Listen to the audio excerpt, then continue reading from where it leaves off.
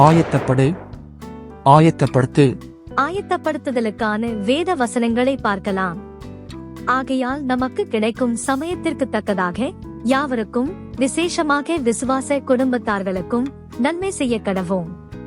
ஒருவனும் மற்றொருவன் செய்யும் தீமைக்கு தீமை செய்யாதபடி பாருங்கள். உங்களுக்குள்ளும் மற்ற யாவருக்குள்ளும் எப்பொழுதும் நன்மை செய்ய நாடுங்கள்.